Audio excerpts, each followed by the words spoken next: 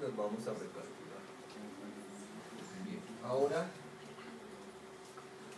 vamos a calcular el caudal de aguas residuales, simplemente como dice el RAS, como la suma de el doméstico más el industrial más el comercial más el institucional.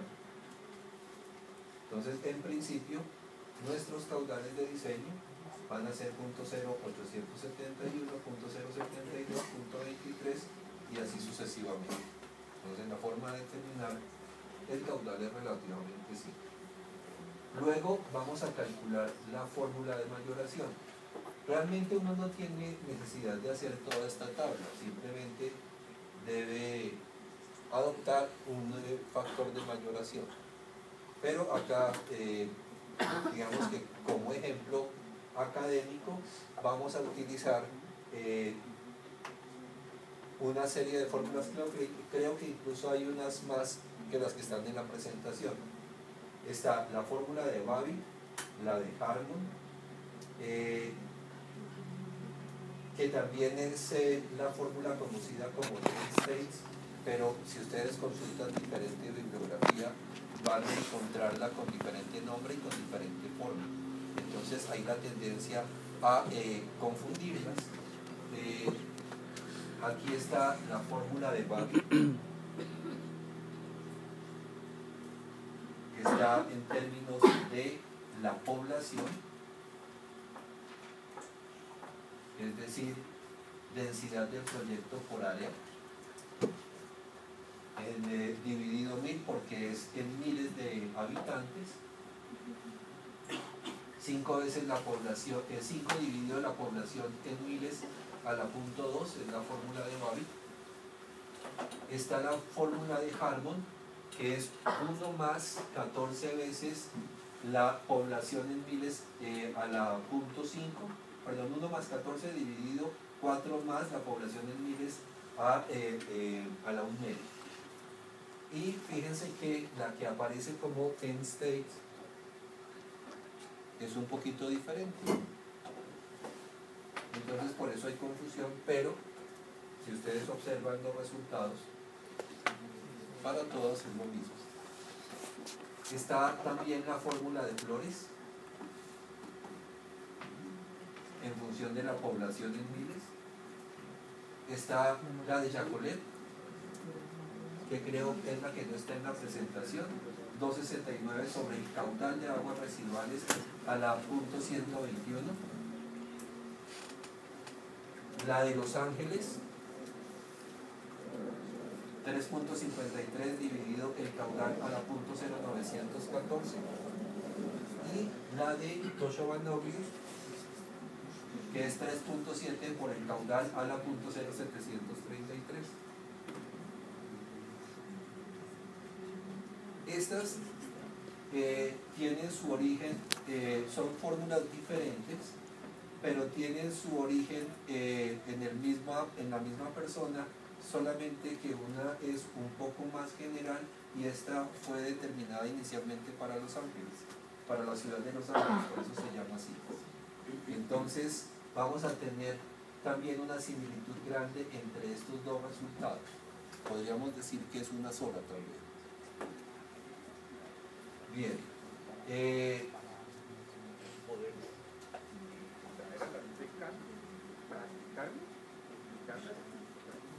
Podemos hacer un promedio de ellas.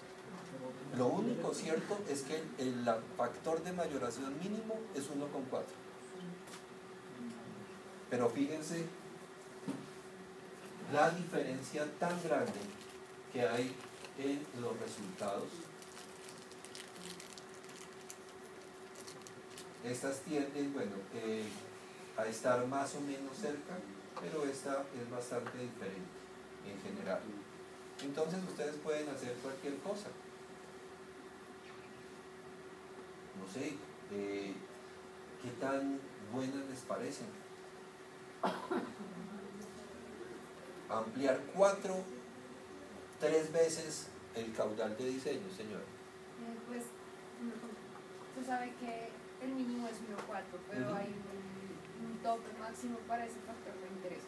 Depende realmente de la homogeneidad de las costumbres de la población. Entre más pequeñita, más homogénea; entre más grande, más heterogénea. Entonces,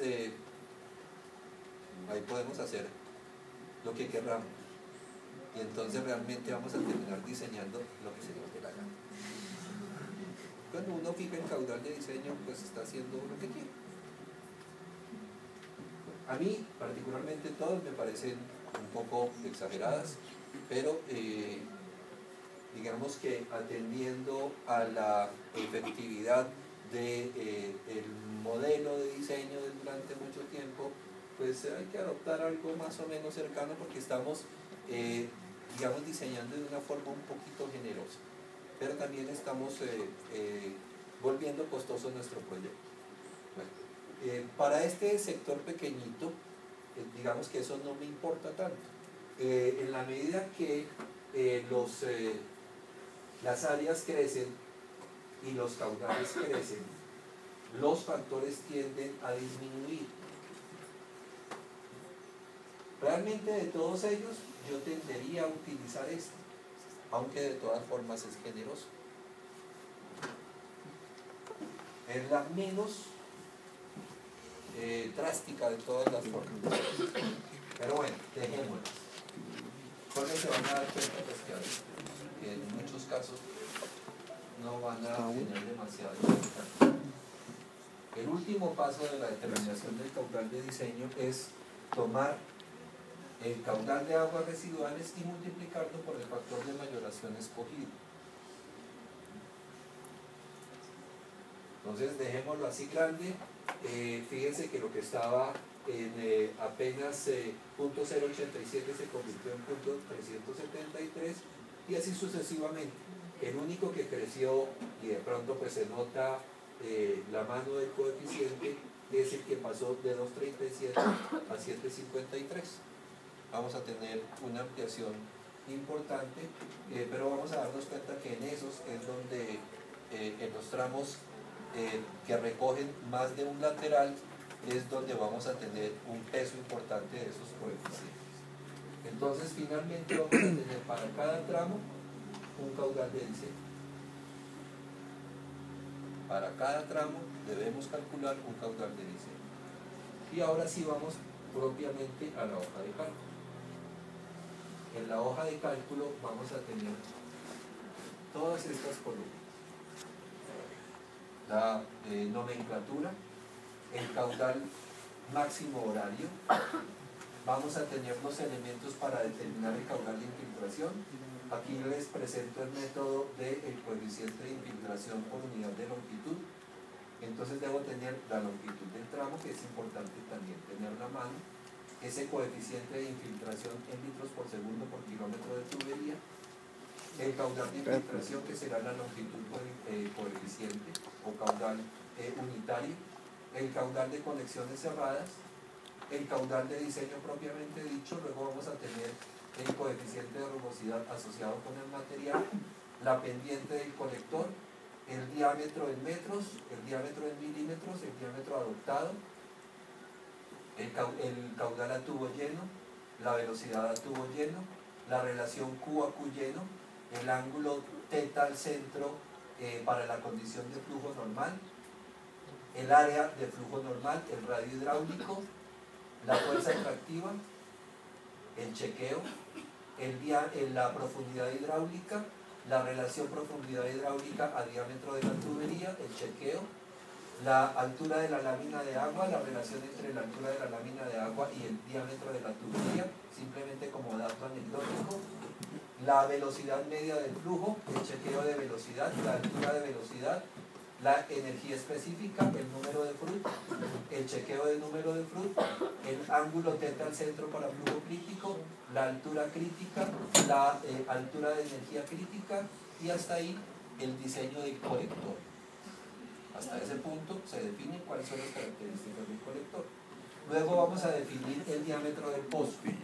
Lo vamos a definir como diámetro mínimo de acuerdo al ángulo de deflexión, de acuerdo a las pérdidas, de acuerdo al es decir, la parte constructiva, el diámetro del pozo adoptado, el radio de curvatura, la relación radio de curvatura a diámetro del pozo, la pérdida por cambio de dirección,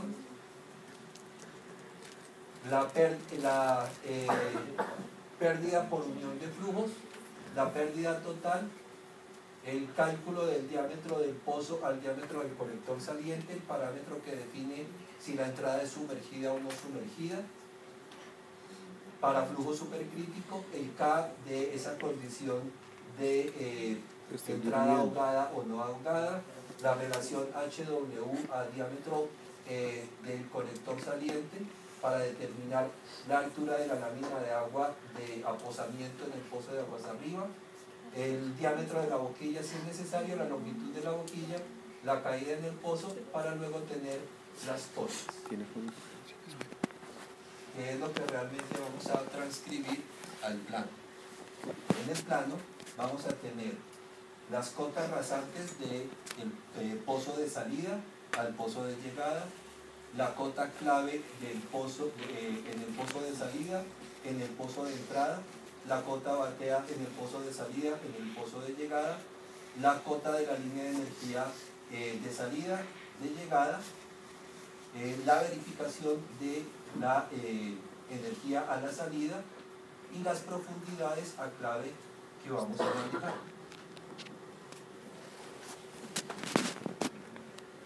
En principio vamos a utilizar la profundidad mínima a clave.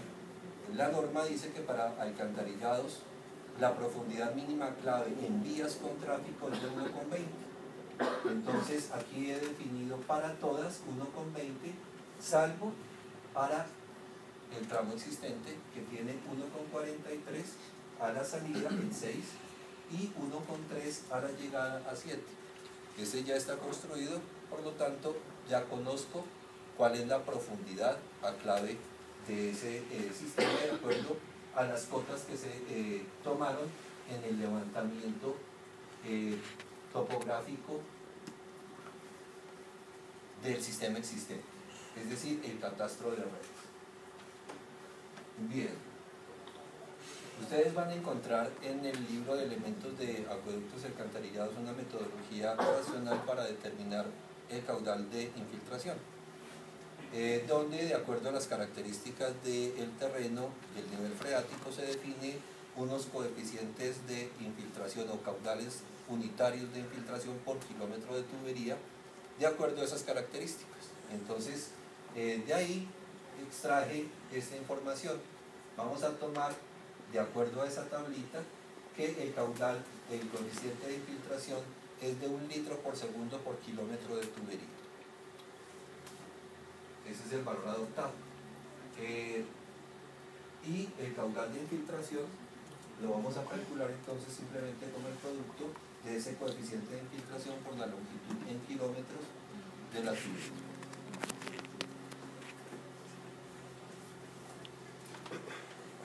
Aquí, digamos que voy a exagerar y le voy a hacer caso al RAS.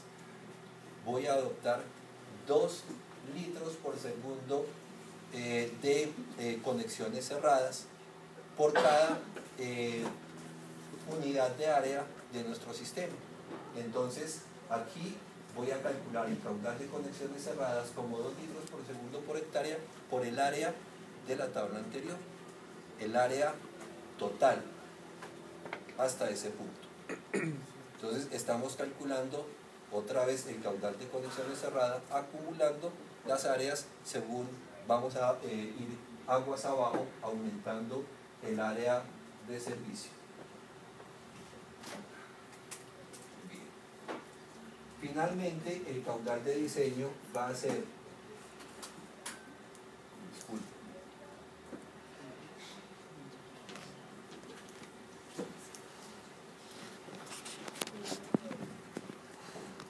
la suma del caudal máximo horario calculado en la hoja anterior, más el caudal de infiltraciones, más el caudal de conexiones cerradas. Entonces, si esa suma me da menor que 1,5, el RAS me obliga a tomar 1,5. Si no, tomo la suma. Entonces, con ese condicional es más que suficiente.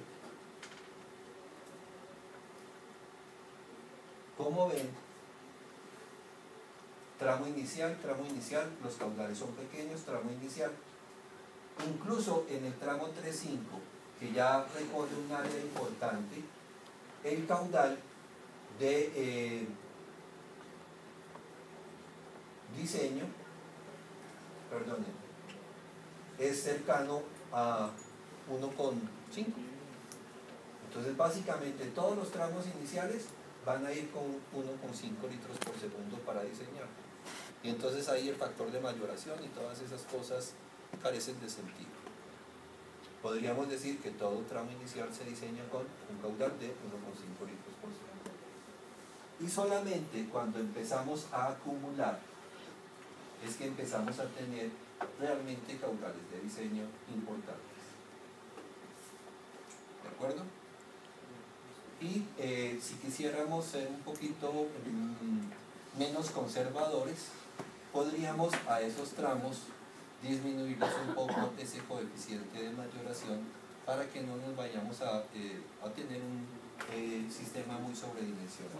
Pero bueno, dejémoslo así y determinemos nuestros caudales de diseño con la suma del caudal máximo horario más el caudal de infiltración más el caudal de conexiones cerradas.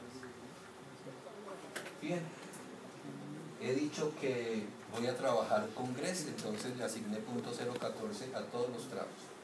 Es un sistema de aguas residuales, a mí particularmente el GRESS me sigue gustando.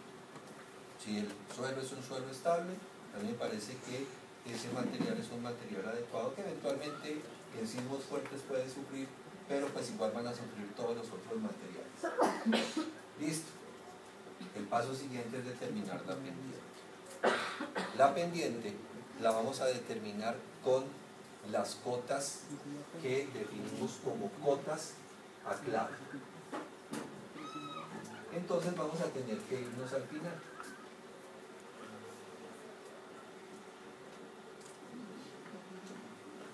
Tengo la cota rasante, la que habíamos sacado del plano del levantamiento. Y vamos a definir una profundidad a clave. La que inicialmente dijimos mínimo 1,20 porque es lo que manda la norma. Entonces, la cota clave va a ser la cota rasante menos la profundidad a clave. Así de simple.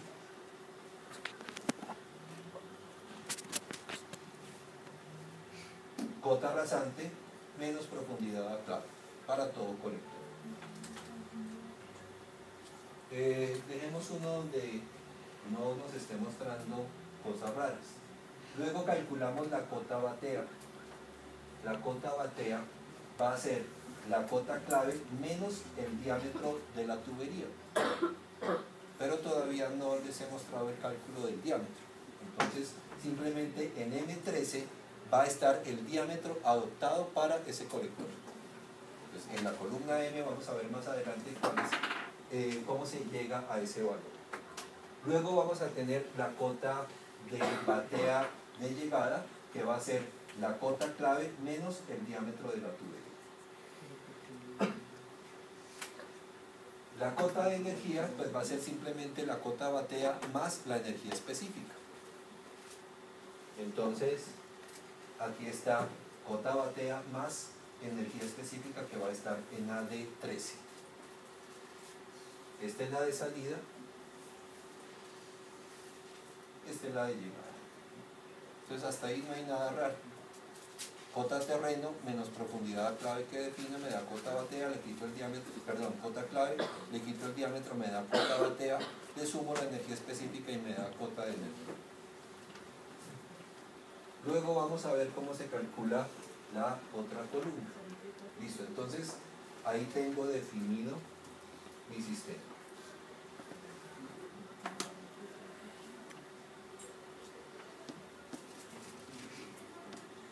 Entre 1 y 2 vamos a tener 9806 y 9798, es decir, que 3 está más bajito que 1, por lo tanto, si las entierro lo mismo, voy a tener una pendiente mínima, pero es una pendiente positiva.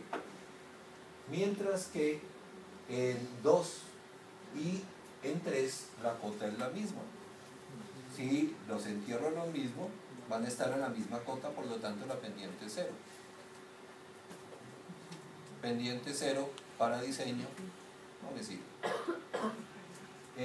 Puedo llegar a tener situaciones, no sé si acá a propósito dejé alguna, no, donde la cota de llegada es más alta que la cota de salida. En ese caso tendría una pendiente adversa. El flujo puede salvar una pendiente adversa, pero voy a tener depositación y eso en un sistema de alcantarillado no es conveniente. Entonces debo tener siempre pendiente positiva. Lo primero que voy a hacer entonces es, en aquellos sitios donde tengo pendiente nula o pendiente adversa, voy a modificar una de las profundidades a clave para tener simplemente valores de pendiente positivo. Entonces me devuelvo mi tablita y aquí donde tengo cosas raras, voy a hacer modificación de la cota de salida. Digamos que acá lo voy a dejar con 1.21 y ya con eso es suficiente. En este otro tramo, digamos que le pongo 1.22 y todavía no es suficiente.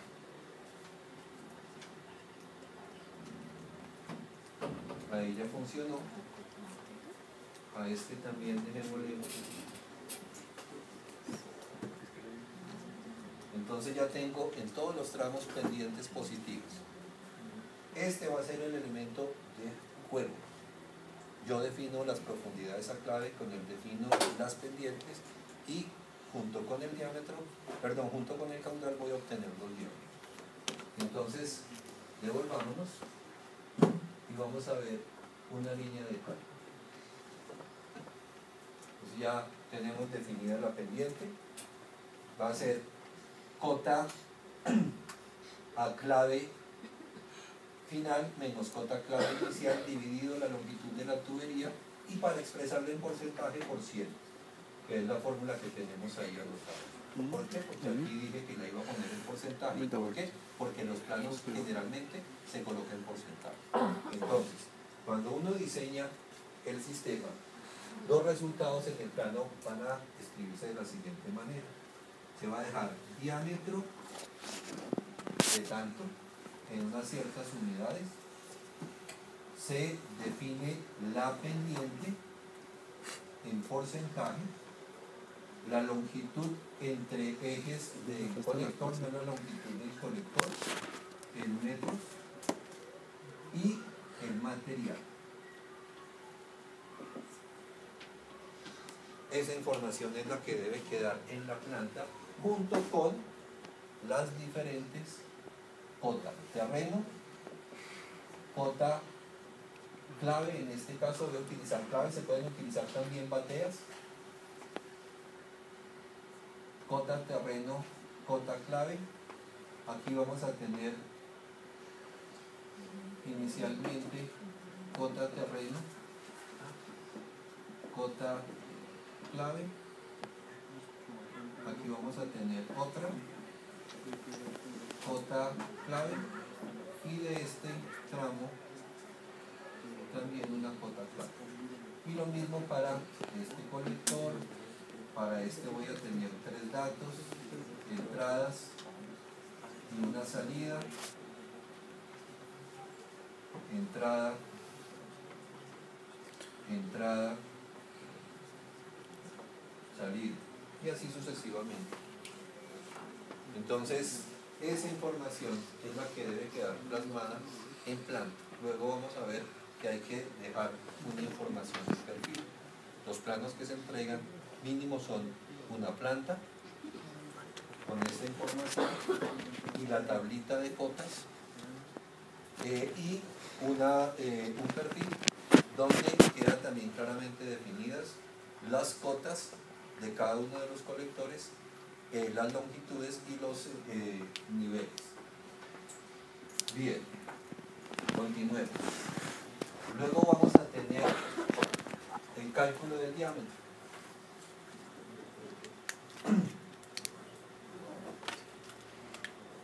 Aquí tomo el caudal de diseño y lo divido para pasarlo a litros por segundo, el coeficiente de rugosidad de Manning, la pendiente elevado a la 0.5 y nuestro coeficiente de 4 a la 5 tercios dividido pi, todo eso elevado a la 3 octavos, la expresión de ecuación de Manning para tubería completamente llena.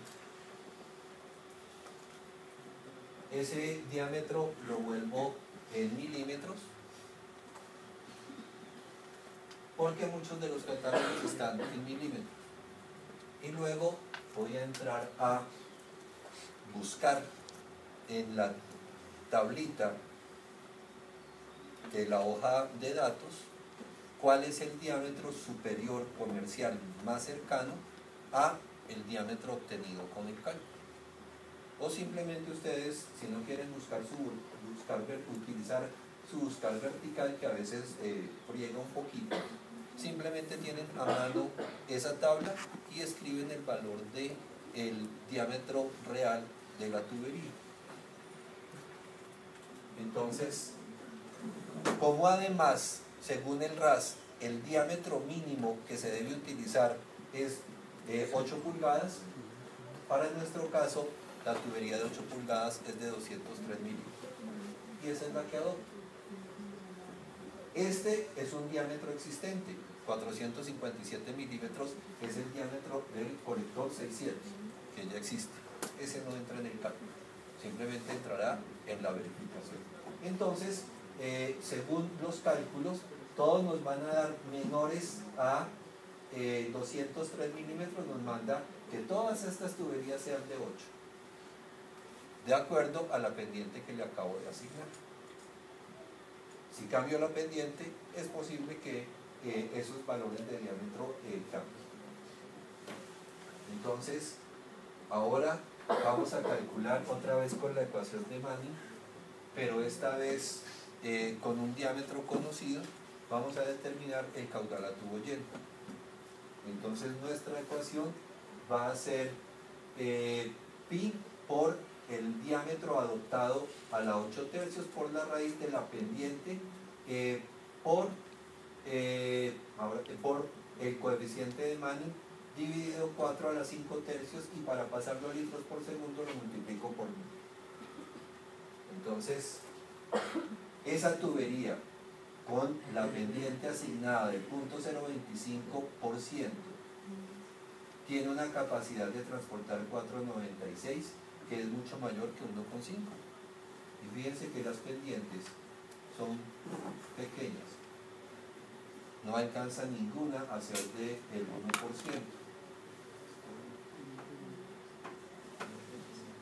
Es lo, digamos, normal en un sistema de alcantarillado. Las pendientes deben ser bajitas para poder tener nuestro sistema trabajando en flujo uniforme. También utilizamos la ecuación de Manning para calcular la velocidad a tubo lleno. Será 1 sobre n por el caudal, perdón, por el radio hidráulico a la 2 tercios por la pendiente a la 1 metro. Y tengo la velocidad a tubo lleno. Esas, digamos que son valores que se podrían obviar en esta tabla. Esto lo utilizamos cuando diseñamos con la hipótesis de coeficiente de Manning variable. Aquí en el coeficiente de Manning constante no son muy útiles, pero siempre, digamos que por costumbre, es bueno tenerlas presentes. En la inmensa mayoría de las normas de los sistemas de alcantarillado de las empresas municipales van a encontrar que es necesario presentar el caudal a tubo lleno y la velocidad a tubo lleno, porque es un muy buen parámetro para el diseño.